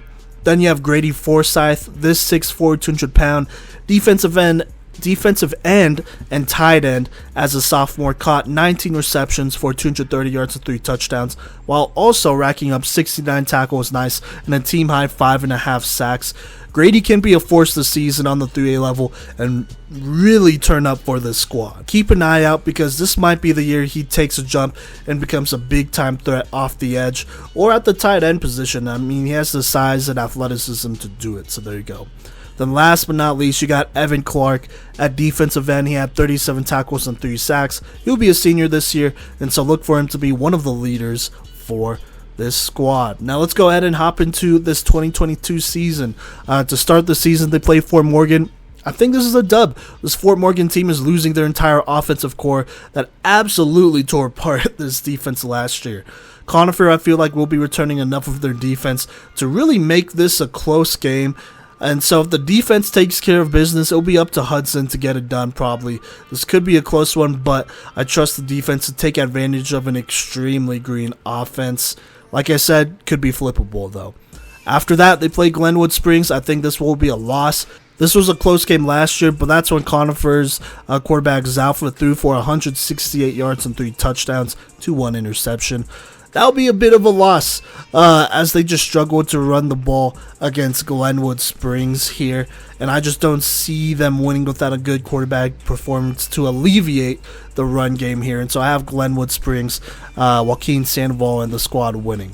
Then they play Summit. I think this is another loss. This could potentially be a close one, but the return of their quarterback, Jack Shireholz, I want to say, for the Summit team, who threw for 1,968 yards and 23 touchdowns, definitely makes me nervous, even with Summit losing most of their receivers. I think at the minimum to win this game, they need to have some sort of passing game to go with the rushing game to match what Jack brings to the table. For now, I'm giving this to the team with the more established quarterback, though, and probably the better quarterback. After that, though, they play Eagle Valley. I think this could be a dub. This Eagle Valley team will not be the same one from last year, even though they only won 3 games. This is definitely a winnable game for Conifer to go ahead and gain some confidence in. So there you go. But after that, they pull Holy Family, which is a tough matchup. I think this is a loss. This Holy Family team will be tough on defense, as always. And they have a stud quarterback to lean on this year who really produced for them, especially near the end of the year. Then this team here, they play Wheat Ridge. This should be a dub. Wheat Ridge is moving down to 3A. And I think Conifer could really take control of this game by taking control of the pace and being turnover free on offense. But they have to play good defense and take advantage of turnovers by scoring with Hudson or whoever on offense off of them. So there you go. They should win that game. Then they play Green Mountain. I think this is a loss. This Green Mountain defense is going to be really experienced. And they're virtually the same unit that limited Conifer to only 1 touchdown. And the guy who scored that touchdown is not with Conifer anymore. So also throw in the fact that Green Mountain is returning basically the same offense as well. And this should be a tough game to win. After that, they play Littleton. I think they win this one. Evan Clark, he had an insane game against this team last year in a blowout win, 47-0. Now, while I think this will be a much closer game and Littleton's defense should be improved, plus the roster in general should be improved, I'm going to give Conifer the slight edge here. After that, they play Skyview. Should take care of business there. I'm not going to expand on that. Then they play Evergreen. I think this is a loss. I think, first off, Evergreen's defense can be really good this year and can give this Conifer rushing attack issues, though in a good, or a great, really, quarterback-receiver combo in Paholski, or quarterback-running back combo, I believe, in Paholski and Zimmer. And I think it's too much for Conifer to overcome.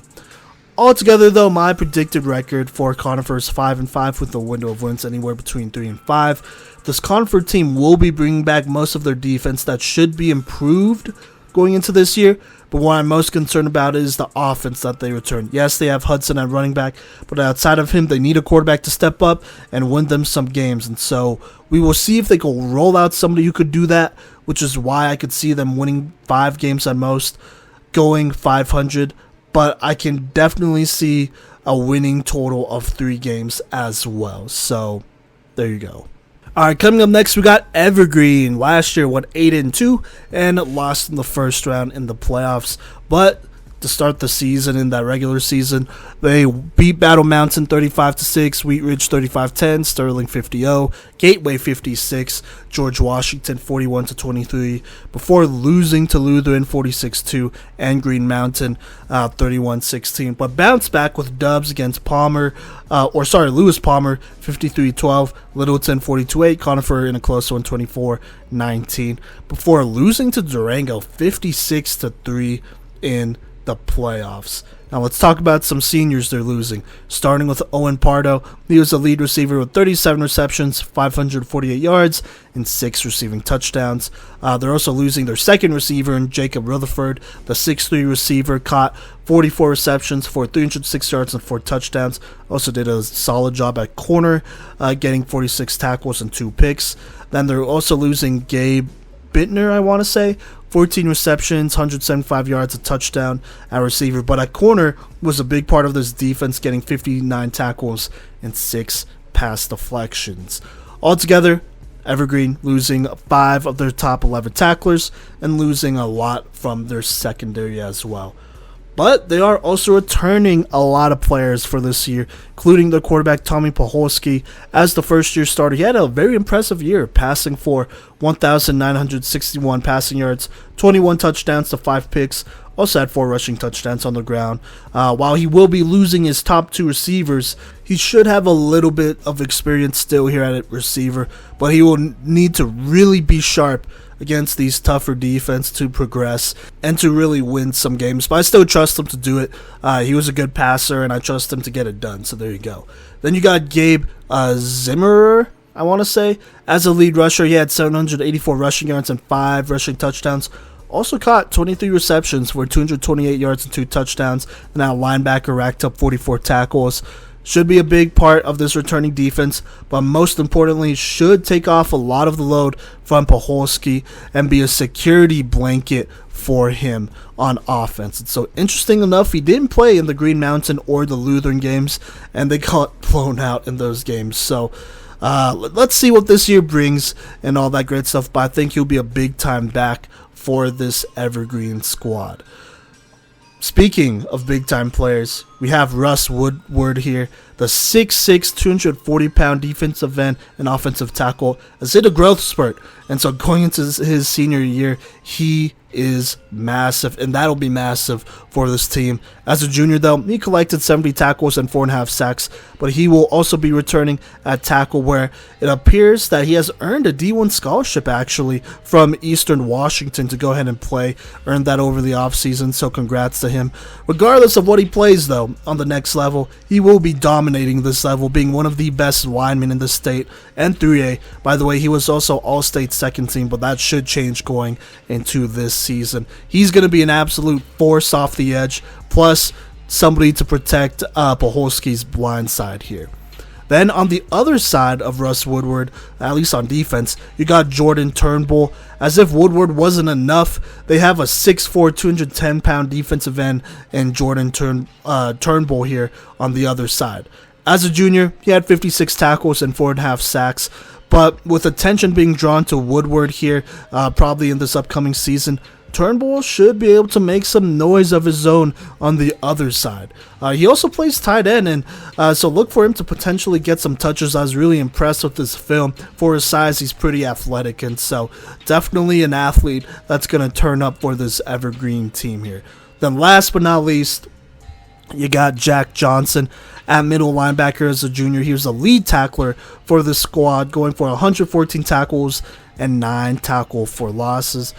He should be in for another big senior year as he leads this defense. Now let's go ahead and predict this record here. To start the season, they played Battle Mountain. Should be a dub. They defeated them pretty easily last year, 35-6.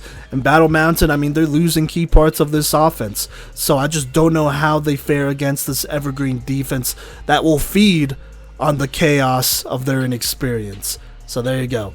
Then they play Northridge.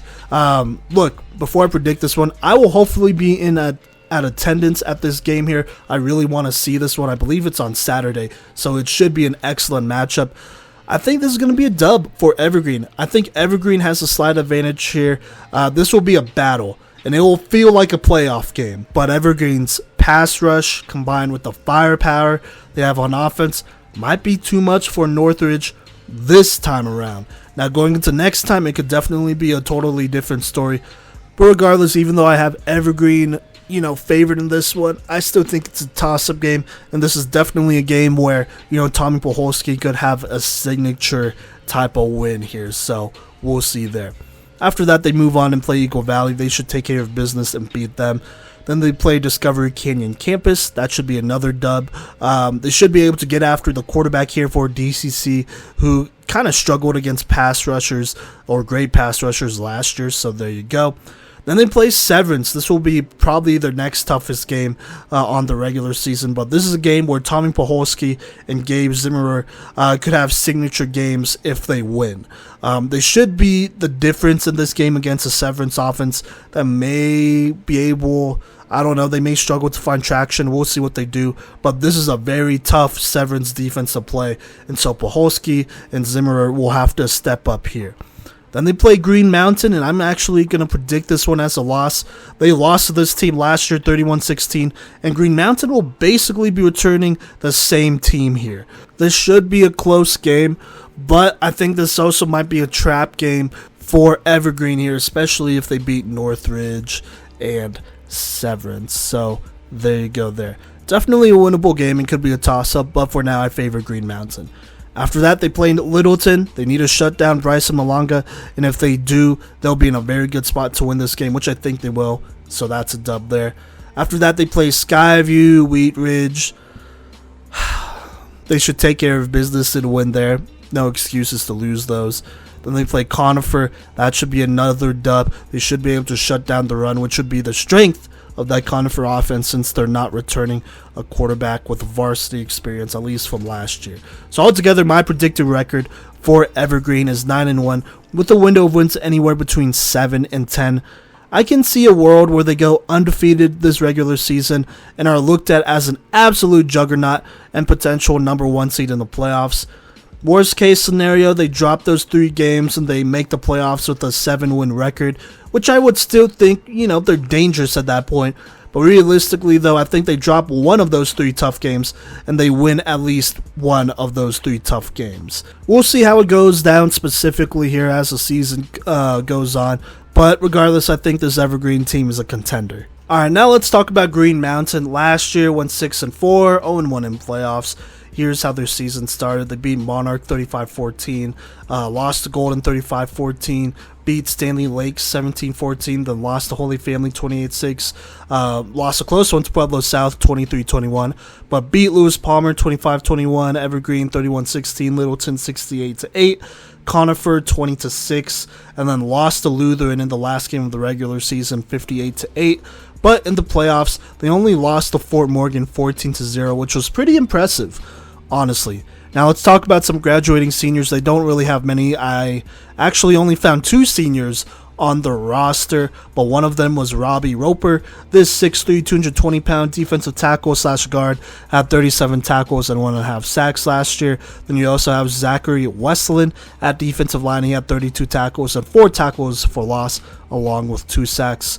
And that's it. That's all of their graduating. I looked at their Max Preps roster and could not find another senior. So let's go ahead and talk about the key players for this team, because this is basically the exact same team from last year.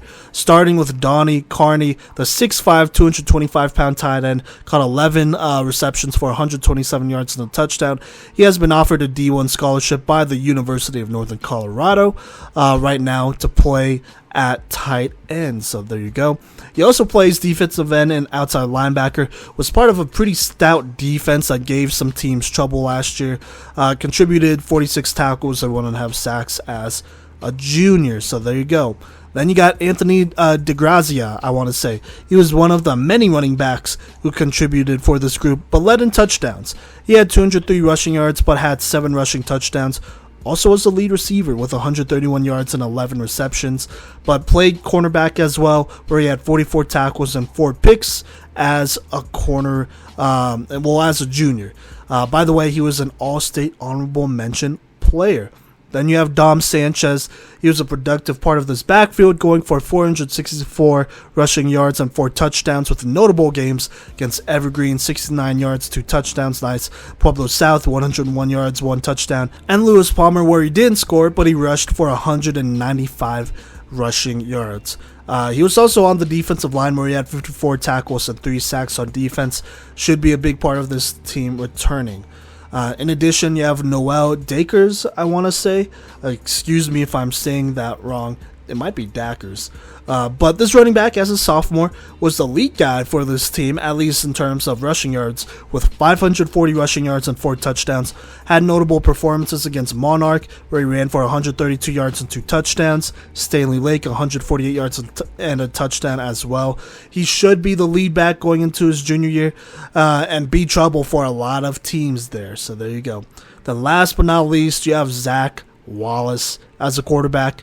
He was a junior and he played quarterback, threw for 517 yards, 3 touchdowns, 4 picks, but rushed for 298 yards and 2 touchdowns. Should be a big part of this offense, returning as a senior, and will lead one of the most experienced groups in Colorado. So this is a team that is basically the same team as last year. And last year, they came within 2 touchdowns. Well, I guess 3 touchdowns, technically, of beating the eventual state champs in Fort Morgan. They only lost to them 14-0. So going to this year, they're definitely a contender. So here we go. To start the season, they go to Florida to actually play this team called Highlands. I think they should take care of business to get the dub there.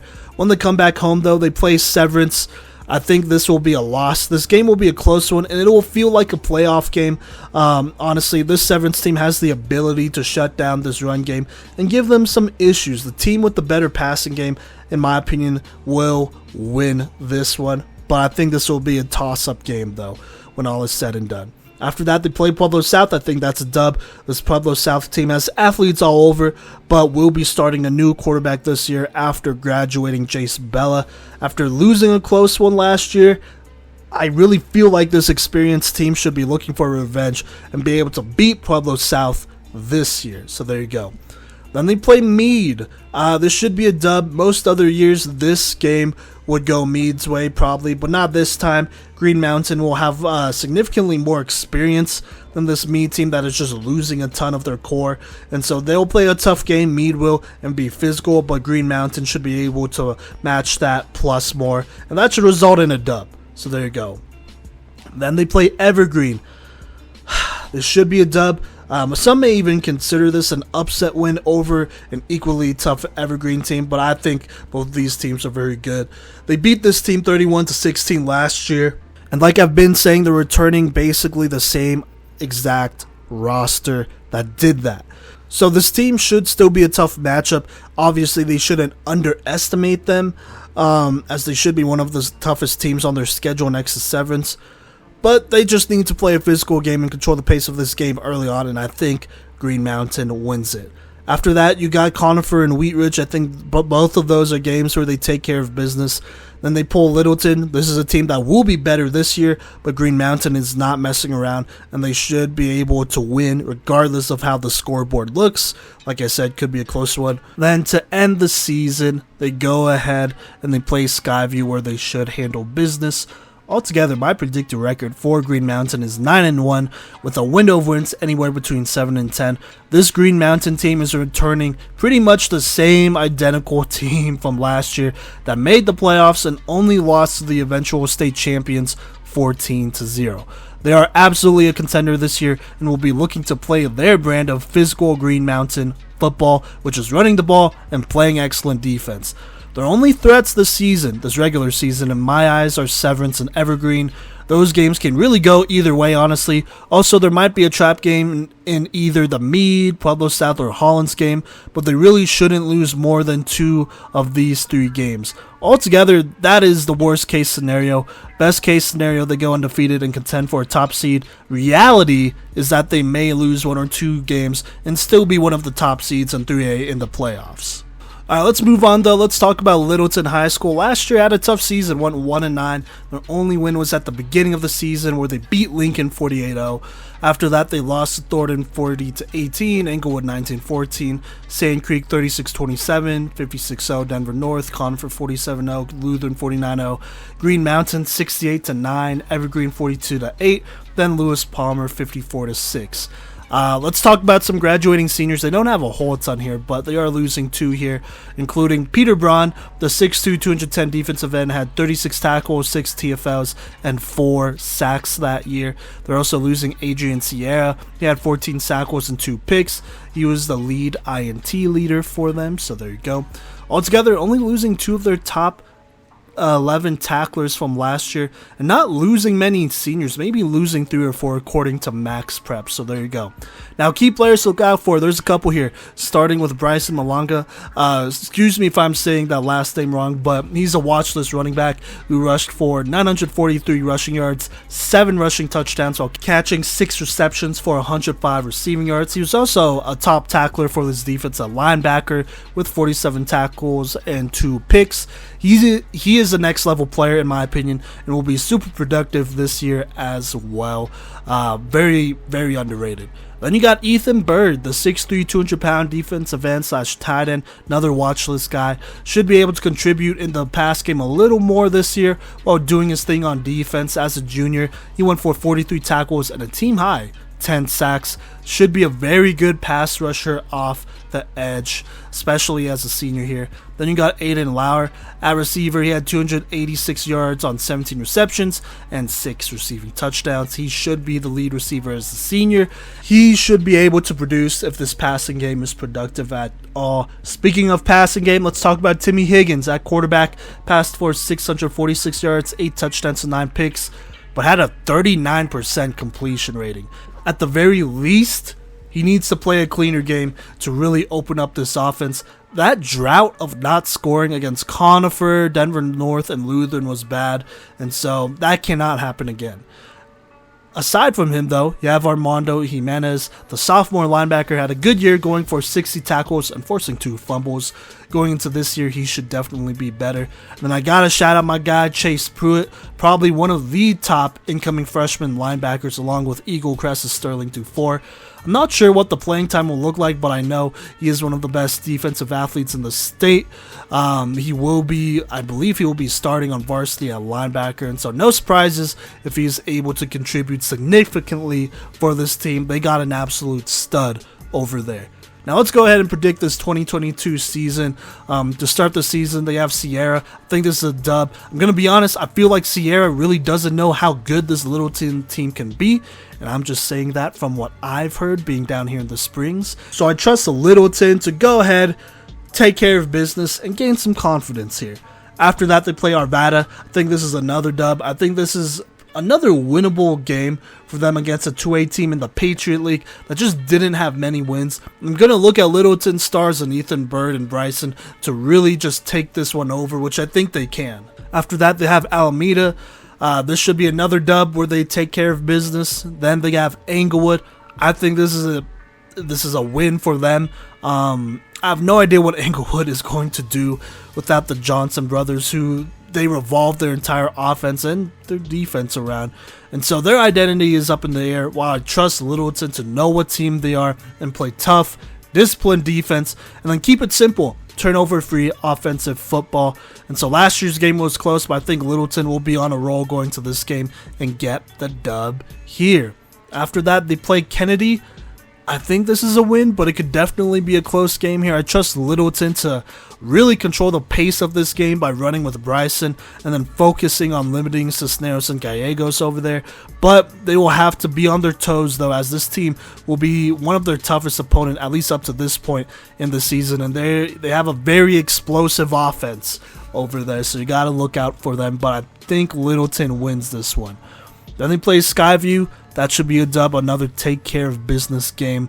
And they should be pretty confident after this first half of the season.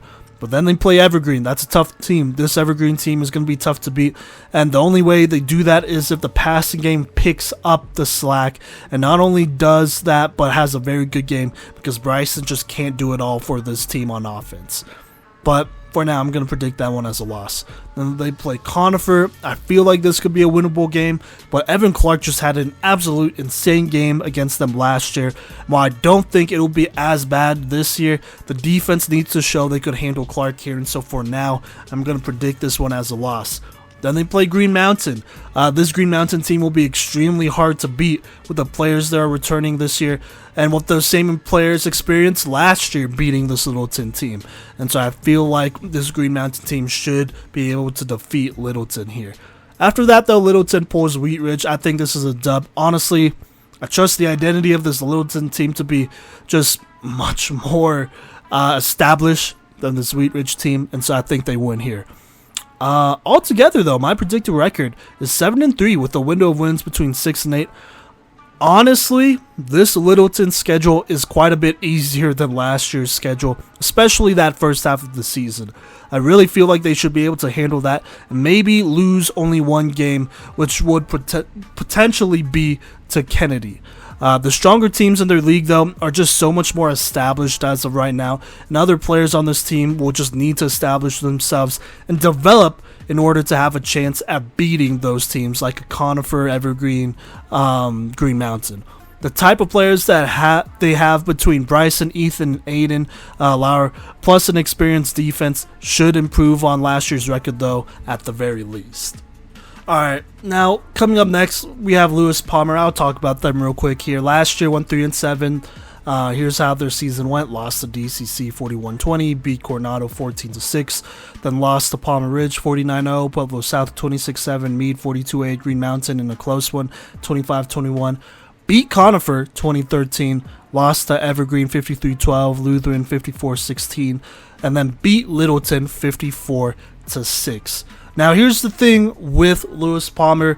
They have all of their offensive stats put in, but they did not put any defensive stats in here at all, which I feel like would have really given me a better feel for this team. And as y'all know, we are covering all 11-man football teams in the state, and so I can't. It's really hard for me to just go down there and check out what they have, especially considering these are, games from last year.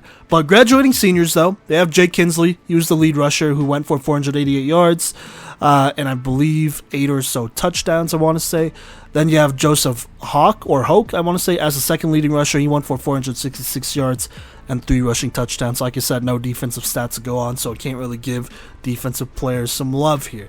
Now, key players to look out for. Kenton Kenley, he got snaps last year, seemingly splitting snaps at quarterback with their senior. As a sophomore, he passed for 294 yards, 3 touchdowns, and 10 picks. Did rush for 267 yards and 4 touchdowns. He's going to need to clean up his game for this team to get better, which I believe he can now that he is the established starter, because that might be the other thing to it as well. They're also returning Luke DeLange, I want to say. It looks like he only got receptions in 4 games this season, but in 2 of those games, they're close to winnable games. Was the lead receiver where he caught 7 balls for 161 yards. Look for the 6'3", 200-pound tight end to have a better senior year with a more established quarterback at center. So there you go. Like I said, not a lot of defensive players to go off of, which I'm really sad about because I feel like, looking at some of these games against Green Mountain from last year, there are some guys to work with, to build with, and so just keep that in mind as I predict this 22 season. But they play DCC. I think that's a loss. That team's just arguably better, and they have a pretty experienced backfield, so there you go. Coronado, I believe they beat them last year, only 14-6. I think this year will be a loss. One of my most concerning thing about this Lewis Palmer squad is the size up front. And Coronado, they have Aiden Luna, who's a big old defensive tackle that won't have many players at his size to stop him. And so, also throwing a couple established players in that Coronado backfield. And honestly, I don't know if Lewis Palmer wins this matchup. Then they play this rivalry game, Palmer Ridge. I think Palmer Ridge takes care of business there. Then they play Canyon City. I think Canyon City will try to get in a shootout with Lewis Palmer, and as of right now, I think that is a game that Canyon City would win if they do. Then they play Falcon. I think that's going to be another loss. They're a 4-8 team, by the way. Although this team is rebuilding, they have a talented young quarterback in Carter Thorpe, plus a number of other players on defense returning to bring together a pretty stout front seven that could give Lewis Palmer some issues. Then they play Harrison. Look, this is a team that has one of the bigger defensive lines other than Palmer Ridge that they'll face, and so I think that'll be a loss. On top of that, TJ Washington and Carlos Preciado will be doing what they can to wear down this team. Then they play Pueblo South. I think this is another team that has some size up front. Thinking about Orion Birch over there. Plus a couple receivers, skill players that will be issues for Lewis Palmer, so that's a loss. Then they play Pueblo Central. This Pueblo Central team may not be as big up front, and so Lewis Palmer may be able to stop them. But they play an unrelenting game of football and will have multiple athletes at skilled positions that could tear apart this defense. Then they play Sierra. I think that's a dub here. I think they get this dub and be able to go ahead and take care of business here. They play Pueblo Centennial next. After that, they got a quarterback over there. Well, other than that, I think Lewis Palmer should be able to take care of business ending the season with a dub. Altogether, my predicted record for Lewis Palmer is 2-8 with a window of wins of 1-3. Look, Lewis Palmer, you need to get it together. And I'm not really talking about the kids or the athletes. I'm looking at the adults more so than the kids who, in my opinion, excuse the language, but they're half-assing it, not putting in defensive stats. And I feel like that's just lazy if you're putting in full offensive stats from last year. And so it may not seem like a big deal, but teams that don't put in stats usually aren't good. There is a correlation there for sure. On top of that, this team is graduating a backfield that, found what little success they could on offense. Plus, this line for Lewis Palmer just doesn't have the size that a lot of other teams do. And, if those teams don't have the size, they have a ton of established skill players, at least on the schedule, who are productive behind bad lines. And so, it's not looking great for Lewis Palmer right now. I think first things first, they gotta take care of business at the top. Adults, they gotta get it together. After that, they gotta put their athletes in positions to succeed, or better positions to succeed, which I don't know. So there you go. Okay, let's move on and talk about a contender here in Lutheran. Last year, 1-10-0, 2-1 in playoffs, came one game short of the state championship, but here's how their season went. Started off with a dub against a Lutheran out in Missouri, I want to say. They beat them 35-14. Then they played Denver North. I was at this game. They beat them 48-14, beat Battle Mountain 61-0, Pueblo Central 60-0, Heritage 60-14, Evergreen 46-2, Littleton 49-0, Conifer 55-6, Lewis Palmer 56-16, Green Mountain 58-8. Then in the playoffs, beat Discovery Canyon 49-7, beat Palisade the exact same way 49-7. Then they lost to Fort Morgan 23-21. Definitely heard some things from some sources, felt like this team probably wasn't at 100% going into that game. And, they kind of just played a little bit more of an uncharacteristic game than anything. But regardless, this was a team that was talented enough to go to state and probably win it. It's not a bad thing, though, losing to the eventual state champions by only 2. They should be proud of that. Now let's talk about some graduating seniors, some talented guys that were a part of that team, though, starting with Clayton Jacobs. He was our second best rated senior quarterback last year. Really close to first. He could have been the first place one, but but just barely missed out though. Still though, last year passed for 2,271 yards, 30 touchdowns to 7 picks, while rushing for 945 rushing yards and 18 rushing touchdowns. Had a phenomenal year and was a championship level quarterback as we predicted. Then you also have Dorian Pacheco. This two-way player was a DPOY candidate for us, but contributed on offense at running back, going for 746 yards and 14 touchdowns. Also caught 12 balls for 285 yards and 4 receiving touchdowns. So a lot of production there, but did his thing at linebacker as well. Racked up 81 tackles, 4 sacks, and forced 4 fumbles, just being an absolute force for them. Then you also have Bryce Johnson. He was our second rated senior safety in last year's class. He will be going to South Dakota State, so congrats to him. Ironically enough, he was committed to CSU, and then they retracted his offer, and so he went to South Dakota State, who whooped CSU last year. So in my opinion, a big loss for CSU, but that's neither here nor there. Last year, he was a force at receiver, catching 19 receptions for 492 yards and 7 receiving touchdowns. And then at safety, he racked up 75 tackles, 14 tackles for losses, 2 interceptions, and 2 forced fumbles. Another guy I want to mention is our guy, Ari Jacobs. Will be going to CSU Pueblo, but started at guard for them. And he was actually our 5th best interior offensive lineman in the state last year, according to our rankings. So there you go. They're also losing Brody Donahue at DB, had 34 tackles, 2 picks. Cole Rarick, I want to say, at defensive end, had 20 tackles and a team high 4.5 sacks. He was a co-leader in that, by the way. And then Ryan Allen, he was a lead receiver, one of the lead receivers for this team. Caught 35 receptions for 601 yards and 7 touchdowns. Altogether, Lutheran, they're losing 6 of their top 11 tacklers, including the guys I just talked about right here. Now, this is a very deep Lutheran team who has a lot of key players to talk about. So let's go ahead and hop into it. One of their most important players has to be Ryan Kenny. As a rotational junior running back last year, he ran for 750 yards and 11 touchdowns while catching 14 footballs for 162 yards and a touchdown. At linebacker, though, also racked up 76 tackles and 6 TFLs. He is an electrifying running back with the ability to make our top 5 senior running back list. I will say that right now. Despite this Lutheran team losing so much offensively, they're returning a legitimate threat and star at running back and linebacker. He is super explosive. He is a home run hitter. He's going to be a problem out here. Speaking of problems, you also got Joshua Ayers at linebacker. Last year as a junior, he had 74 tackles, 19 tackles for loss, and 4.5 sacks. He was that other co-leader in sacks. He was a force for this team and part of a linebacker core that honestly just plays a big role for this defense.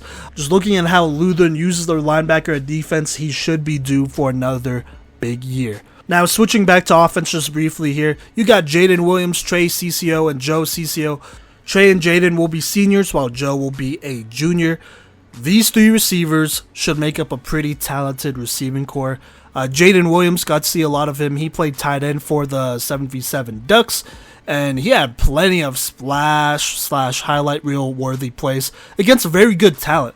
Now, we'll see if he plays either tight end or receiver. Now, if he played tight end, then he definitely should have been somebody who made our watch list. I just didn't include him there because I wasn't sure what he'll play. But I think he'll play tight end, and so he'll be a big body target there. Then you got the CCO brothers, on the other hand, who were very talented receivers that impressed me last year, specifically against Denver North, and moving forward throughout the season. I think they provide a lot of yards after catch opportunities for their quarterback. And speaking of quarterback, their quarterback for this year will most likely be Rockin' Dogard. Excuse me if I'm saying that wrong. Feel free to correct me, but this is a kid that I'll definitely be keeping an eye on this year. Will be a junior this year, and like I said, most likely will be the starter for the squad.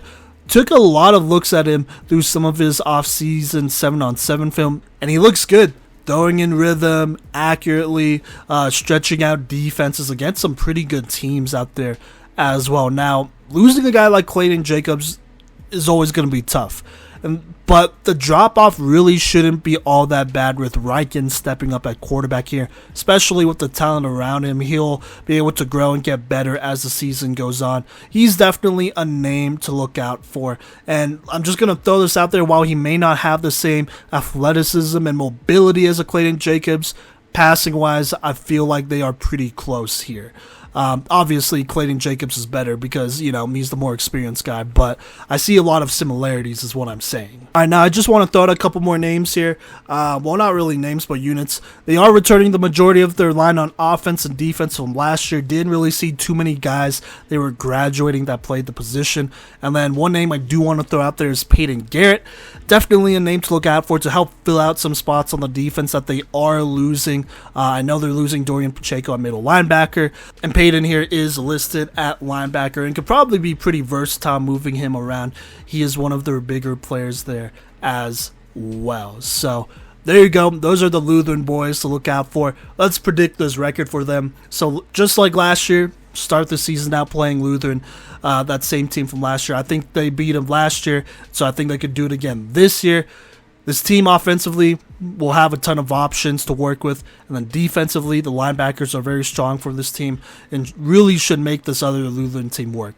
Then they play Meade after that when they come home. I think this one should be a dub. This was definitely a state championship scenario that could have happened last year, but unfortunately it is this year, and Meade is losing quite a bit from that state championship appearance team. Could be a toss-up game as Meade always has size and will be returning a couple pieces. But the linebackers, I mean, they're going to have to stop Sean Medlock first off, and then whoever else they roll out next to him. And then I think this is a game where Riken, he could really have a breakout game, and if he does, I think they win this one. And so I'm going to predict this one as a dub because of that. So there you go. Then they play Discovery Canyon. This should be another dub. This is a team they absolutely smashed in the playoffs last year. Going into this year, should be a favorable matchup for Lutheran, assuming their linebacking core takes care of Trevin Alicio and Ethan Emmons. Similarly to last year, shutting down that duo will be key to winning this game. Then on offense, they got to play a clean turnover-free football game, which I feel like they can do. So there you go. Then they play Pueblo East. I will be in attendance of this game. Pueblo East, they are losing a ton all around, especially their defense, which will be hurting. And so a green defense like this definitely is vulnerable to this offense that has a lot of potential. So there you go there. But don't overlook them. They do have a quarterback in Zayden Stevens who should be taking a step forward. After that, Lutheran plays Montrose. I think this will be a loss. I mean, this Montrose team won't be the same team that took the 4A, 1A seed in the playoffs last year because they're losing a ton of pieces all around, especially on defense. They do return, though, star running back Blake Griffin and have the same ground and pound system that took down a lot of the top programs from around the state last year. And so because of that, I think that'll be a tough game for Lutheran to win because Montrose, they're going to try to control the ball. And honestly, they're going to be happy winning 7-0 and then beating you up the rest of the game. And so Lutheran, they got to be ready to hit in this game. And offensively, just keep this in mind. It really only takes one turnover to give Montrose the lead here. And if you give them the lead, that's an iron grip that's going to be tough for them to break out of. So there you go. After that, they play Holy Family. I think that's a dub. This game will be another tough one. They'll be returning, Holy Family that is, will be returning their star quarterback Rylan Cooney. And as always, we'll have plenty of size up front to protect him. Next to Montrose, this will be probably their next toughest defense that they play. Could be a toss-up game, but I trust Lutheran to go ahead and win this one at home. Then they play Lincoln, Northfield. Those are both take care of business games in my opinion. After that, they get Kennedy. I think that's a win, but do not get into a shootout with this team because that's probably their best chance of winning, Kennedy's best chance of winning. The defense will have their hands full with Cisneros and Gallegos, and they will need to perform here to win. They need to prevent them from getting easy touchdowns and stuff like that and really challenge them. And so I'm not really as concerned about the offense as I am the defense of this one, but I still think Lutheran wins this one. After that, to end the season, they play Fort Morgan. I think that's a dub. Should have been a dub last year in the playoffs, but without their athletes, Fort Morgan's athletes, they all graduate. I think Lutheran beats them this year. And so my predicted record for Lutheran High School and the Lou High Lions is 9-1 with the window of wins anywhere between 7 and 10.